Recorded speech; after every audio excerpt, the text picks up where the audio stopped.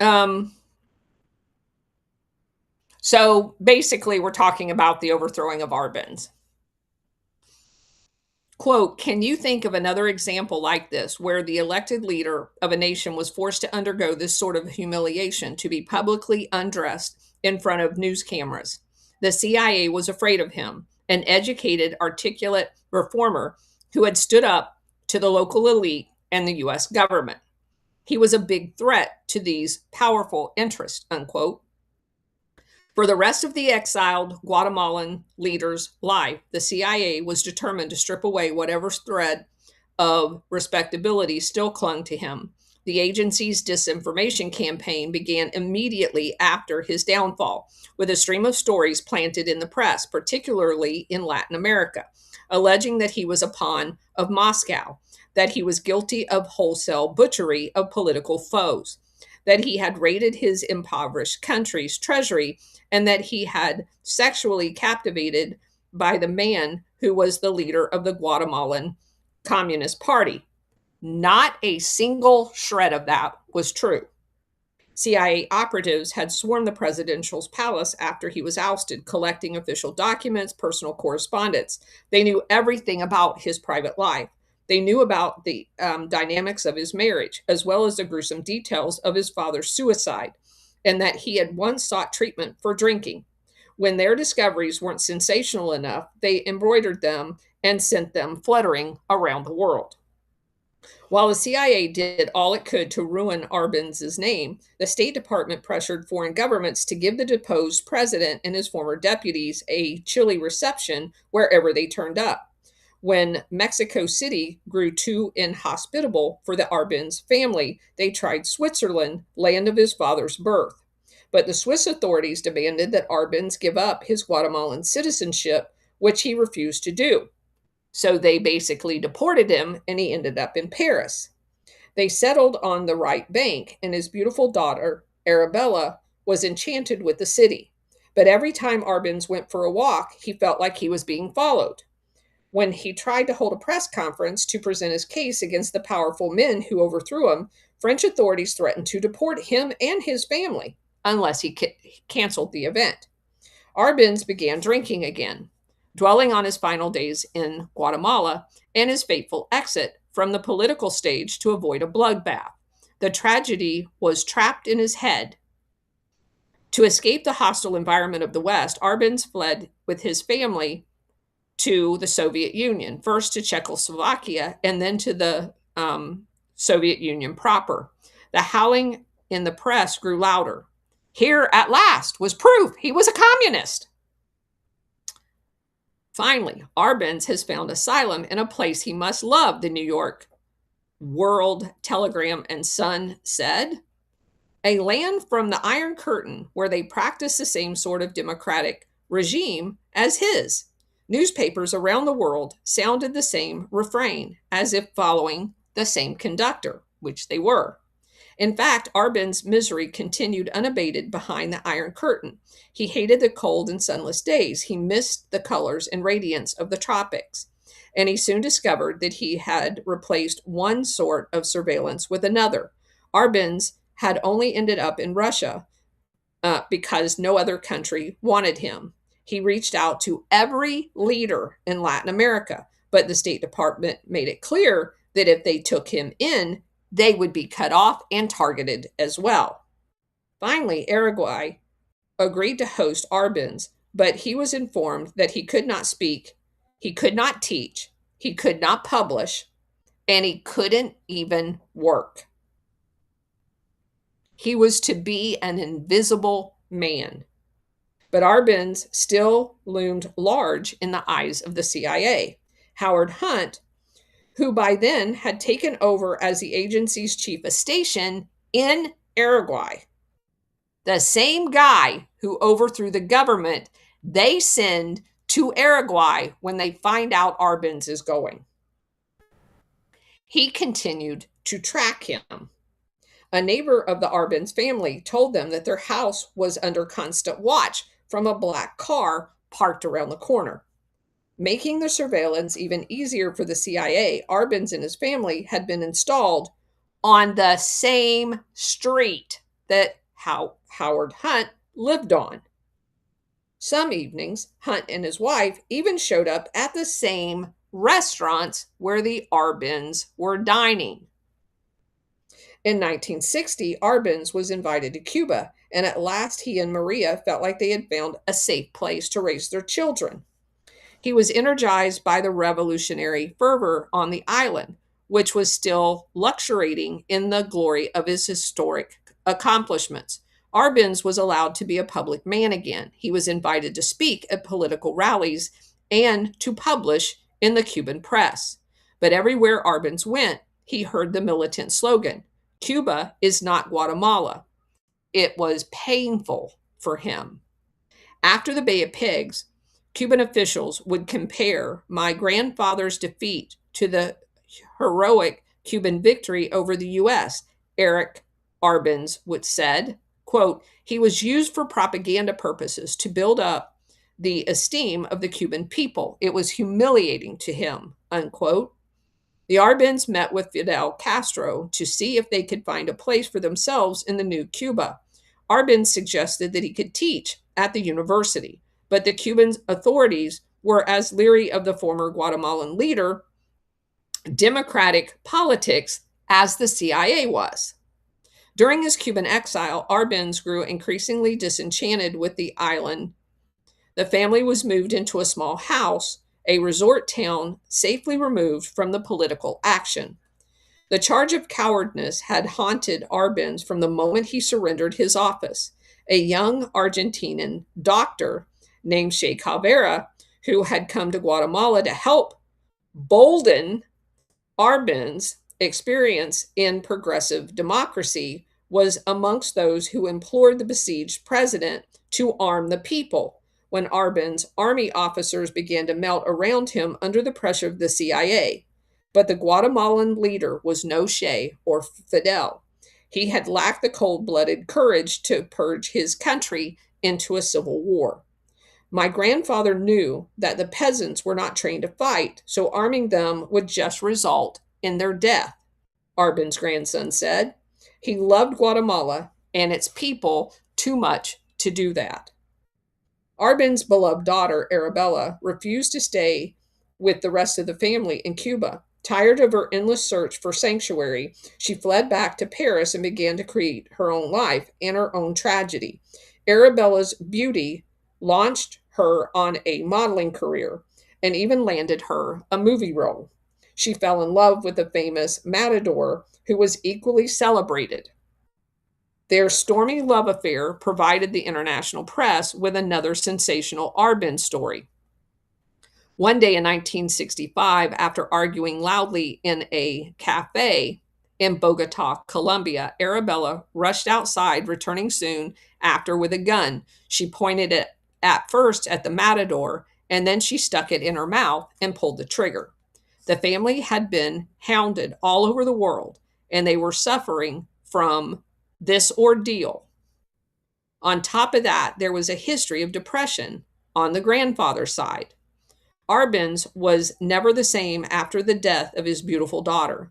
She had been a special one, the child with whom he had clashed the most and loved the most. The press were merciless, portraying him as a cold and remote father, a man who had sacrificed the well-being of his children on the altar of his ideals. When Arbins and his family were forced to run the ugly gauntlet at the Guatemalan hotel, he had told his children, don't be afraid, keep your chin up, we'll get through this. But in the end, he couldn't protect them. Arabella was buried in Mexico, and the Mexican government allowed the family to relocate there.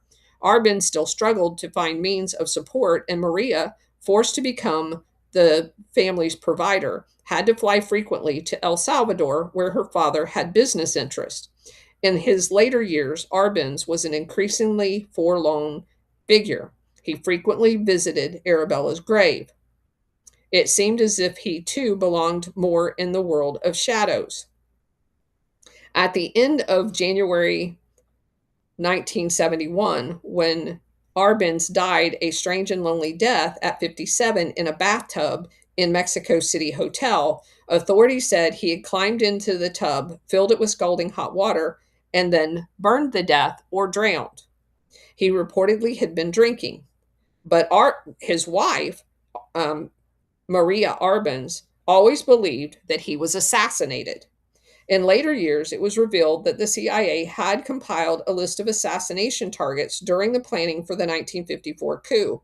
Arbin's family was convinced that the agency was still working its way through the list, and his father was on it. What had Arbins done to deserve such a heartbreaking journey through life? A tale of grief? Simply put, he had tried to uplift his people. In doing so, he defied the gods of his country, the almighty United Fruit Company, and its powerful friends in Washington, as well as the Guatemalan land barons, who had gotten rich by getting in bed with the United Fruit Company. In June of 1952, Arbin's pushed sweeping land reform bill through the nation's legislature aimed at redistributing the heavily rural country's farm acreage. 70% of their entire arable farmland was in the hands of 2% of the landowners, one of which didn't even belong in the country, and that was United Fruit. Among the properties expropriated under the new law and handed over to poor farmers was several, not any of them that they were actually making money off of. So United Fruit had went in there and bought up all of this land. They weren't even using the majority of it, but they didn't want the competition. So Arbins took the land they weren't even using to redistribute it to the peasants. Until Arbin's election in 1950, the giant company had operated throughout the Caribbean, ran Guatemala like a banana republic, a colony. United Fruit not only owned huge plantations, but almost every mile of railroad track in the country. And not only that, they had promised when they came in there that they would put a functioning railroad through the entire country. They did not. They put in enough railroad so they could operate their operations and never fully committed to doing all of it. They also owned the only major Atlantic port and the entire telephone system. Think ITT. In the capital, rulers came and went at the whim of the company. One of Arbin's more cold-blooded predecessors, Jorge Ubico, thought of peasants as nothing more than beasts of burden. Before the 1944 revolt that toppled his dictatorship, an uprising that Arbins had helped lead, farm workers were roped together like animals by the army and delivered like chain gangs to the plantations, who were first forced to work in debt slavery to the landowners, primarily United Fruit. This is like the labor camps in Germany. The Arbinses were the Kennedys of Guatemala, young, rich, good-looking, and dedicated to improving the lives of the people. Arbins was the son of a Swiss immigrant father and a mixed-race mother. They had overcome a sad childhood, including the suicide of his father, to become a rising officer in the Guatemalan army.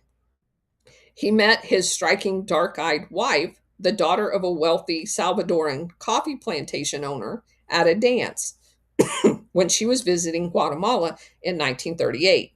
The 23-year-old Maria, who had been educated at a Catholic women's college in California and who loved to read and paint, was more cultured than the young lieutenant.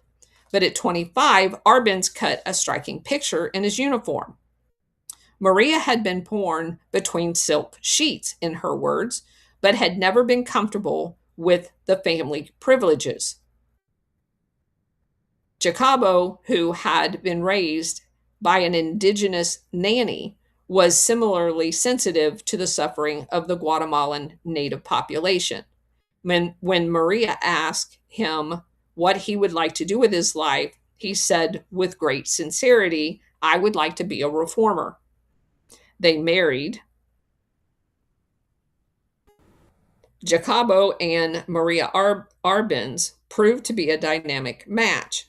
She encouraged his bold entrance into politics in 1944 when he helped lead the plot to overthrow the dictator Ubico.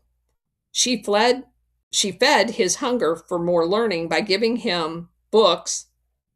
Their vision for Guatemala became more ambitious and dangerously radical by the authoritarian standards of the banana colony.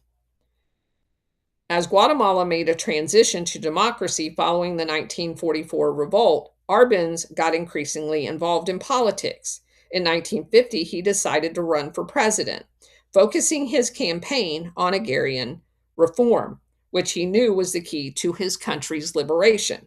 He consulted with Maria's brother, Tonio, who was an agricultural expert. He was also a Mexican economist. Together, they formulated a plan of sweeping land reforms and social progress in Guatemala. After her husband's presidential victory, Maria Arbenz came under fire from his enemies as an evil influence over the newly elected Guatemalan president. They referred to her, with CIA prompting, as a communist leaning sorceress.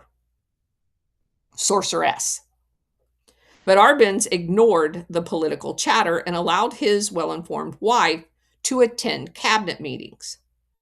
The land reform bill that the new president hammered out and then ushered through the legislature 2 years later was actually moderate. Arbenz's government only expropriated acreage from United Fruit's huge holdings they weren't using, and it offered the multinational corporation a fair compensation for the seized land. But by Guatemalans' standards, Arbenz's land redistribution measures were breathtakingly bold. Many of the political colleagues in Arbenz's reform faction feared that he had gone too far, that he would trigger a terrible backlash from United Fruit. The powerful influence of the United Fruit Company could be felt throughout Washington, where the company had high-placed friends and stockholders in both parties. The company advocates were scattered throughout Congress and foreign policy establishment. One would have to go back in time to the 17th or 18th century when the Dutch East India Company ruled a far-flung empire with the power to make war, negotiate treaties, hang convicts, and mint their own money to find another corporation that wielded that much power. United Fruit was especially well connected to the Eisenhower administration, as the agribusiness giant began lobbying the White House to overthrow Arbenz. Walter Bedell Smith, the president's trusted friend and undersecretary of state, was seeking an executive position with the company, Mr. CIA himself. Henry Cabot Lodge, who argued the United Fruit case against Arbenz as Eisenhower's UN ambassador, belonged to one of the blue-blooded Boston families whose fortunes were connected to United Fruit because that's where they were headquartered. John Morse Cabot, who was in charge of Latin American affairs at the State Department, was the brother of the United Fruit's former CEO. When the president's personal secretary, Ann Whitman, was connected to United Fruit, her husband was the company's PR director. But United Fruit had more powerful friends in the administration than just the Dulles brothers. The Dulleses had served as United Fruit lawyers from their early days at Sullivan and Cromwell. On the eve of World War I, young Foster made a discreet tour of Central America on behalf of United Fruit, which was growing concerns of labor unrest and creeping supposedly communist leanings And that was derived from the fact that the labor, the actual peasants that were roped together and hauled around to work on plantations, were talking about forming a union. That's labor unrest. Upon returning to his corporate spy mission, Foster made a confidential report to his uncle, who just so happened to be Robert Lansing, who was not only a former counsel for United Fruit, but Woodrow Wilson's Secretary of State. Allen became so frequent a visitor to Guatemala as a legal envoy of United Fruit that he began taking along Clover, who fell under the spell of the country's culture. The couple's Tudor-style home on Long Island was adorned with native fabrics and rugs from the banana colony. United Fruit's cries of alarm about the Arbins land reform soon produced the same results as the Anglo-Iranian oil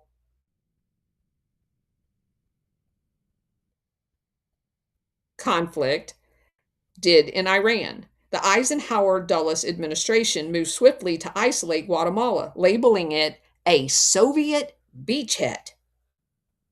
No Soviets, no communist, but we're going to label it. The Arbins government, Foster charged, was imposing a communist type reign of terror by unchaining peasants. Ambassador John Purifoy, the Dulles brothers' handpicked man in Guatemala, tried to bribe Arbins to fall in line, offering him $2 million in 1954 to stop his land reforms. When that tried and true tactic of winning over or buying Latin dictators did not succeed, Arbins was physically threatened. And when that too failed to persuade the leader, they just started arranging a coup. The CIA found a disgruntled exiled Guatemalan colonel named Carlos Castillo Armes, who was working as a furniture salesman in Honduras at the time, to lead the uprising. His revolutionary army turned out to be a ragtag band of mercenaries and other unsavory types. Castillo Armes led his force across the border into Guatemala, driving a battered station wagon. The real threats to Arbin's presidency came from the bombing raids on the capital with aircraft flown by CIA pilots. This created panic among the population, and from the agency's successful campaign to subvert the Guatemalan military, one army commander reportedly was paid $60,000 to surrender his troops. When Arbins realized that his army officers could not be counted on to obey his orders and defend the capital, he knew the game was over. Unwilling to take to the mountains and lead a guerrilla resistance like the one that had worked in Cuba, Arbins began the long winding descent that would end in Mexico City hotel bathroom. On June 27, 1954, as he prepared to flee the presidential palace, he made a final radio broadcast denouncing the fire and death that had been rained upon Guatemala by United Fruit and its allies in U.S. ruling circles. Few of his fellow citizens heard Arbins' farewell address. In a last act of sabotage aimed at his government, CIA jammed all of the radio waves. As he signed off, Arbins declared with certainty that despite his personal downfall, the cause of progress in Guatemala would triumph. The social accomplishments of the past few years, he insisted, could not be undone. History would prove him terribly wrong. After Arbins was overthrown, Dulles assembled his Guatemala task force in the White House to brief the president of the victory. It had been codenamed PB Success. Less than 1 year after the Iranian coup, the CIA director and his team had won a second opportunity to boast about their successful coup machine. PB's success would forge deep, lifelong bonds among Dulles and his Guatemala crew, which included Richard Bessel, Tracy Barnes, Howard Hunt, David Phillips, and David Morales. Many of the team members would be reunited for the Bay of Pigs. In later years, some of the Guatemala veterans would again pop into the spotlight under different notorious circumstances. But when they filed into the East Wing Theater for their Guatemala slideshow, the PB success team was at the height of glory. The room was filled with the administration top dignitaries, including the president himself, his cabinet, and Richard Nixon. Afterward, Eisenhower, ever the soldier, asked Dulles how many men he had lost. Dulles told him just one. The president said, "Incredible." But the real body count in Guatemala started after the invasion, when the CIA-backed regime of Castillo Armas began to clean the nation of political undesirables, labor organizers, peasants who had been too eager to embrace Arbenz land reforms. It was the beginning of a blood-soaked era that would transform Guatemala into one of the 20th century's most infamous killing fields. The stainless coup, as some of the CIA engineers called it, would actually result in a tide of gore, including assassinations, torture, and executions, as well as death squads. They massacred entire villages. By the time the bloodletting had run its course 4 decades later, over 250,000 people had been killed in a population of less than 4 million. The U.S. press coverage of Guatemala coup offered a sanitized account, one that smacked of CIA manipulation. The leading newspapers treated the overthrown Arbenz government as a tropical adventure. In the words of Hanson Baldwin, one of Dulles's most trusted agents at the New York Times, nonetheless, reported Baldwin, the operation was of global importance. Global importance for banana plantations. This is precisely how Dulles liked his overseas exploits to be chronicled, with serious consequences for the Cold War, absent the fact there wasn't a single communist in the entire country. The New York Times publisher, author Hayes Sulzberger, was extremely accommodating to Dulles throughout the covert operation, agreeing to keep foreign correspondent Sidney Gruson, whom Dulles considered insufficiently compliant, out of Guatemala, and even assured the CIA director that Gruson's future articles would be screened with a great deal more care than usual, meaning they always did it. The strangely lighthearted tone of the U.S. news dispatches about Guatemala would seep into the history books about the CIA and Dulles's. But in truth, Guatemala was devastating. The murderous intrigue began long before the actual coup. As early as January 1952, the CIA had started planning to eliminate top officials of the Arbenz government. Howard Hunt might have wanted to avoid the embarrassment of the Arbenz assassination in full view, but the CIA had no qualms about compiling a secret disposal list of at least 58 Guatemalan leaders during the planning for the coup. The assassination memo was among several documents relating to the 1954 coup that the CIA released in 1997 during one of the agency's occasional exercises in carefully managed openness, which one critic labeled a brilliant public relations snow job. Still, the documents were revealing enough to send shockwaves into the international press. In one of the declassified documents, an unnamed CIA official expressed his confidence on the eve of the Guatemalan coup that the elimination of those in high positions of the Arbenz government would bring about its collapse. Another document, a chillingly detailed 19-page CIA killing manual called The Study of Assassination, offered the most efficient ways to butcher Guatemalan leadership. The simplest tools are often the most efficient means of assassination, the manual said. A hammer, axe, wrench, screwdriver, fire poker, kitchen knife, lampstand, or anything hard, heavy, and handy will suffice. That was actually written down by the CIA. The manual also advised assassins which parts of the body to strike for the most lethal effect, noting that the puncture wounds of the body cavity may not be reliable unless they hit the heart. Absolute reliability is obtained by severing the spinal cord from the cervical region. The authors of the manual did make a passing reference to the mortality of killing elected leaders of a sovereign nation. Murder, the manual said, is not morally justified.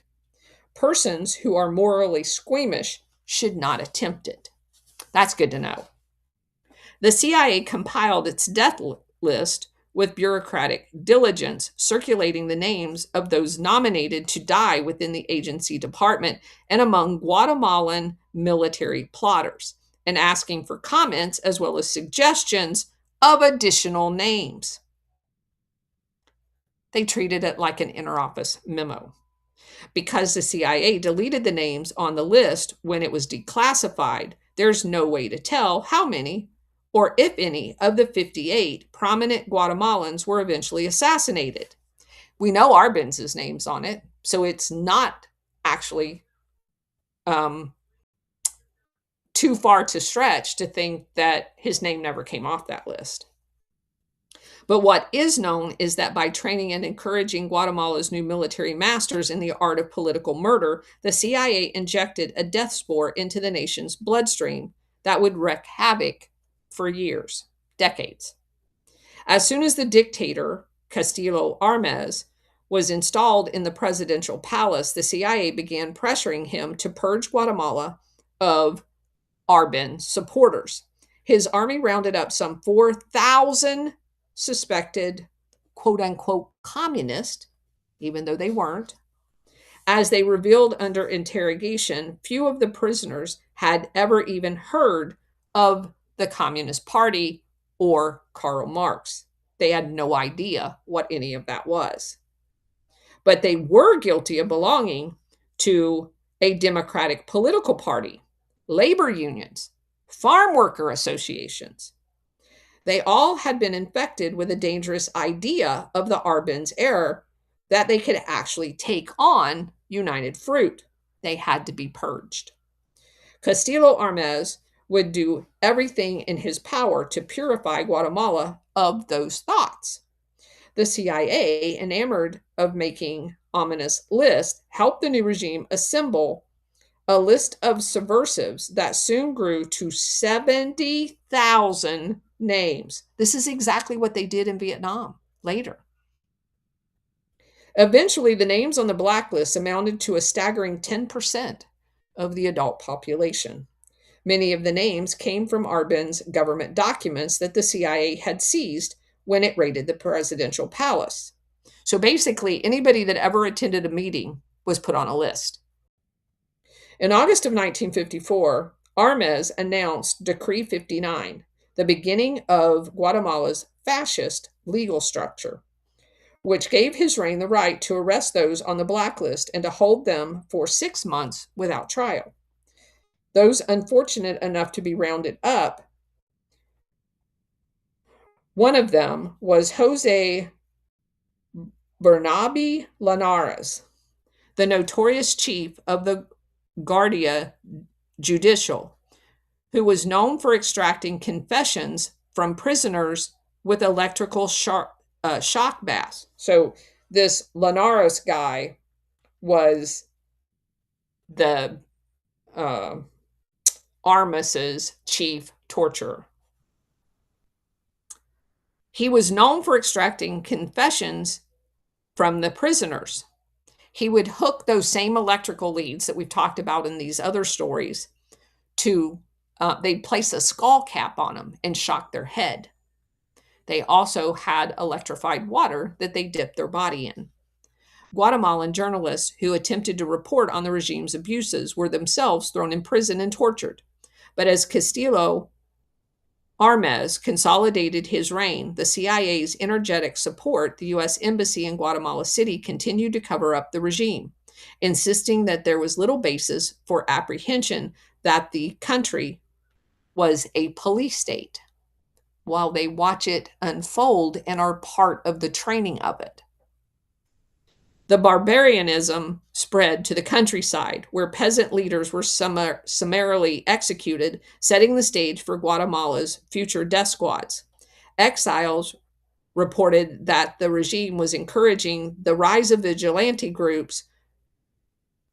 Quote, "You can go and rob and kill in such and such sector at this address, and you can be sure there won't be any police around to bother you when you do it," unquote. The worst massacre at the time took place in, I'm just going to spell this name because I don't know how to say the city, Tiquisate, the center of farm worker activism, where as many as 1,000 peasants were seized by soldiers from plantations owned by United Fruit, lined up, machine gunned in open trenches, and buried in mass graves. Armes's own bloody end came in July of 1957 when he was assassinated by one of his own palace guards. But his death did nothing to abate the slaughter, which continued on and off for decades, reaching new heights during the Reagan administration. One of the military dictators who succeeded Armes vowed, quote, "If it is necessary to turn the country into a cemetery in order to pacify it, I will not hesitate to do so," unquote. The enormous suffering of the Guatemalan people weighed heavily on the Arbenses during their exile. "It haunted my grandparents every day," Eric Arben said. "That was another reason there was so much depression in our family.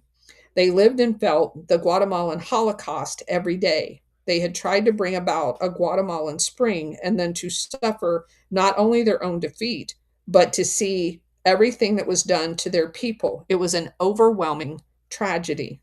The anguish of the Arbenz family seemed to have no end. In 2004, the Arbenz's other daughter, Maria Lenora, followed the path of her sister and killed herself. She felt as if she was being pursued and persecuted her entire life. Those feelings never went away. After the Eisenhower administration overthrew Arben's government, the U.S. official boasted that they would turn Guatemala into a showcase for democracy. It became a living hell. That's the end of that chapter.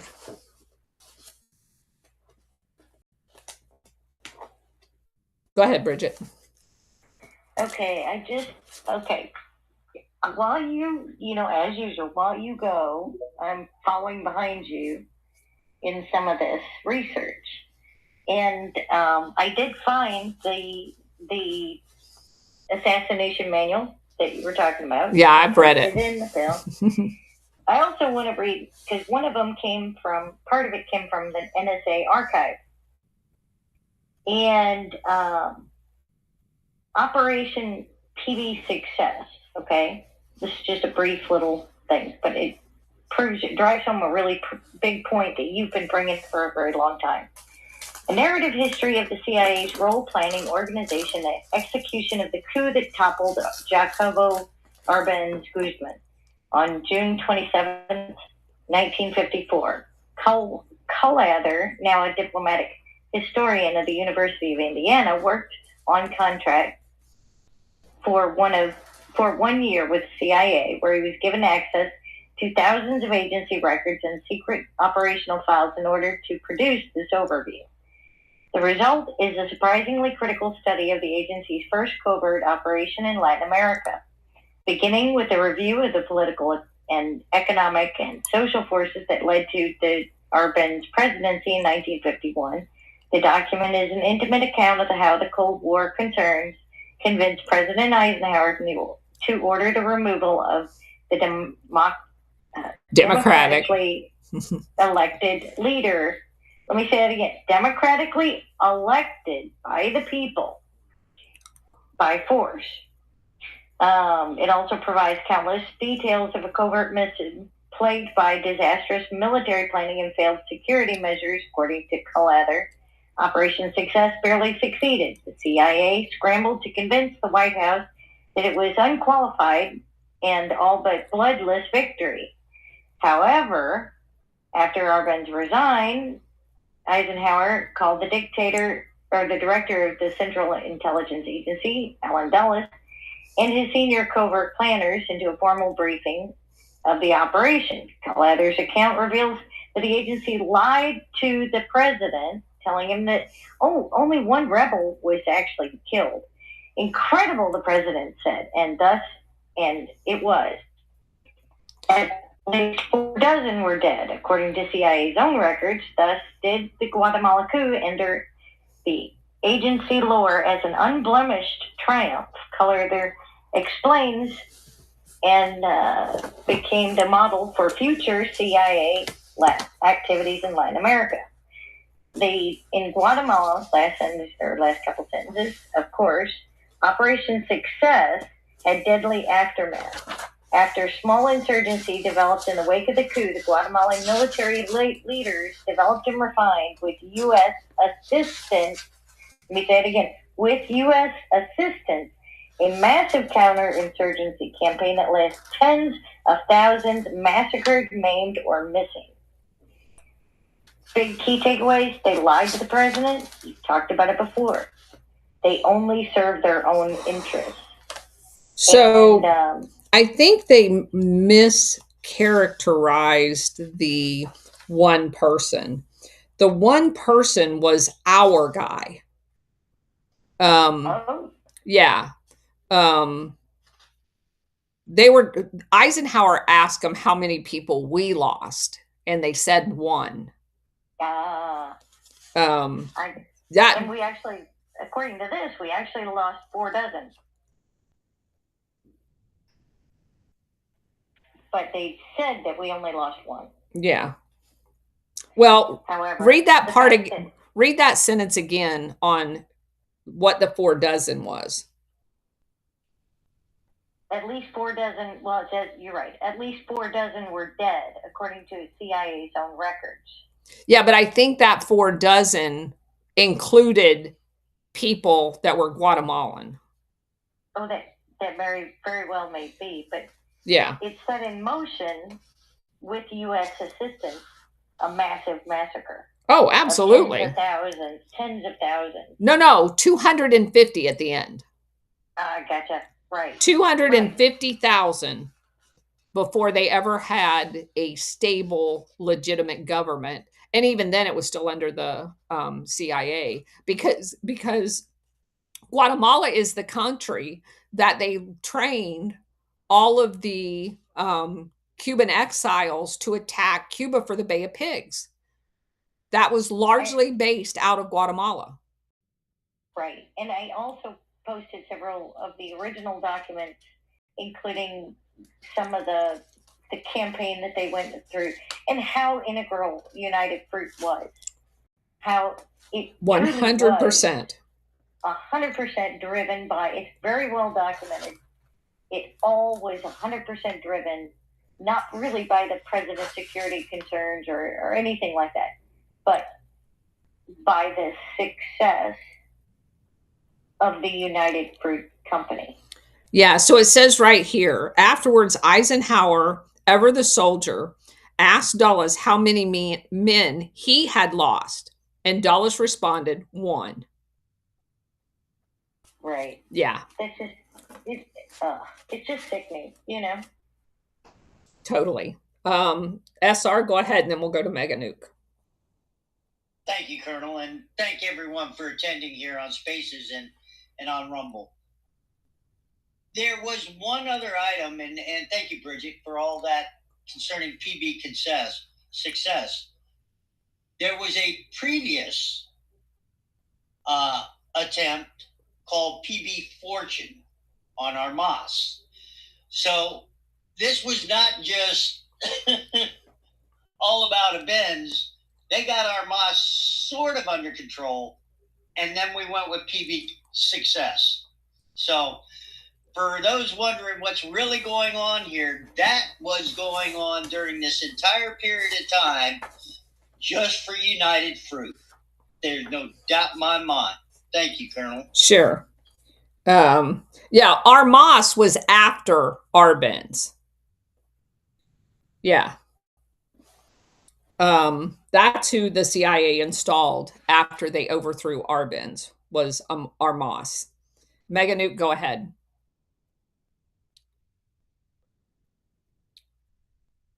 Mega Nuke, we can't hear you.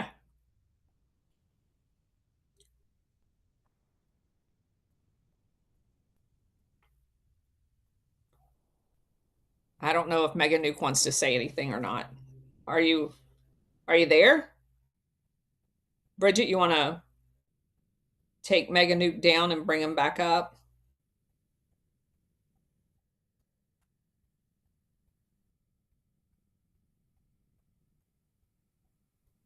Let's see if we can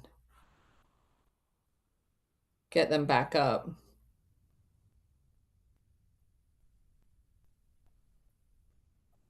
Bridget, can you hear me?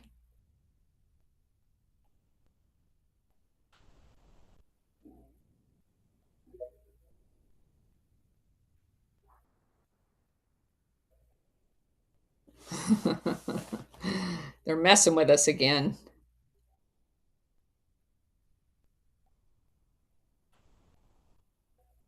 Hold on just a second, guys.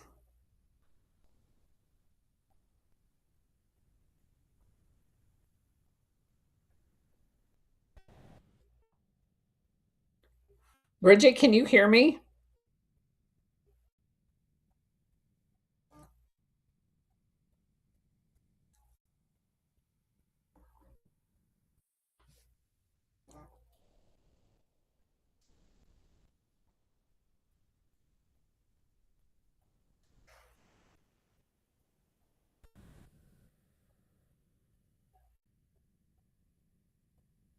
Actually, I do know when Colonel gets back in, I think she's trying to reset. I'm here. Oh, there she is. You went to the killing fields, didn't you, Colonel? I did. So they actually went and found all of the mass burial sites? They did not find all of them. Okay, but they found enough to back up the evidence for what the book was claiming. Well, now that you're talking two different things, the killing fields as a name is actually in Cambodia. I've read articles of where they found mass graves in Guatemala. Okay. So there was backup evidence. Yes, but I've never been to Guatemala, so no, I have not seen them. I didn't. Yeah. I didn't infer that you actually went over there and did the digging or anything. No, but I've actually been to the killing fields in Cambodia. Man, that is crazy. Did you hear my first comment? No, I couldn't hear anybody. I told everybody that it kind of sounded like the CIA had been talking to aircraft maintenance folks, because I think that was one of our tech manuals on how to kill somebody without a weapon, right? It's a lot of the same equipment that we deploy with, that's for sure. Exactly. Anyway, it was funny to me. I apologize. I'm sorry, guys. Yeah. Anyway, awesome space again, Colonel. Thank you. I'm out. No problem. Anybody else have anything? Nope. All right.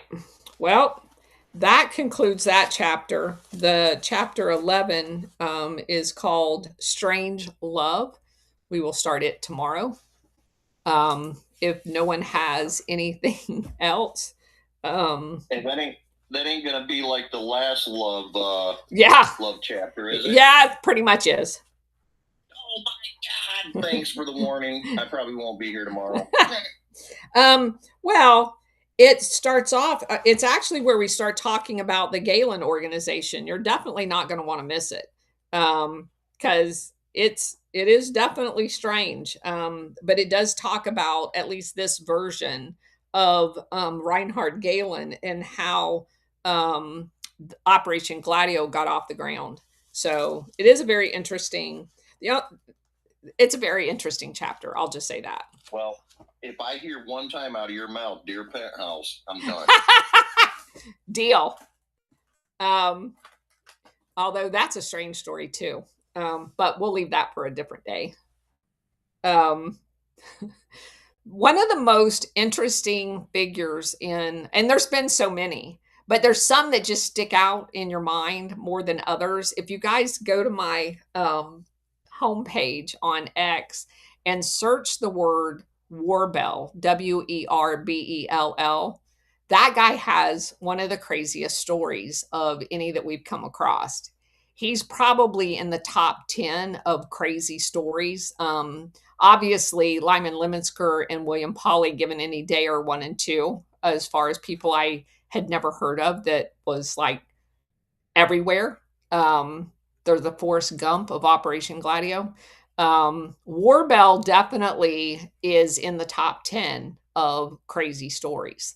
And he's woven through Operation Gladio all over the place, and tied to all of the porn magazines as well, because they killed him at a meeting with all of the porn magazine owners. He literally has one of the craziest stories we've come across so far. But anyway, that's if you're bored. Okay, so that's it for today. And thank you all for being here. I appreciate it. We'll see you tomorrow at 4 o'clock. And I will be on Badlands Media with King Khan and Ash at 6 p.m. Take care, everybody. Eastern time. Take care. See you guys later. I'm going to go grab something to eat.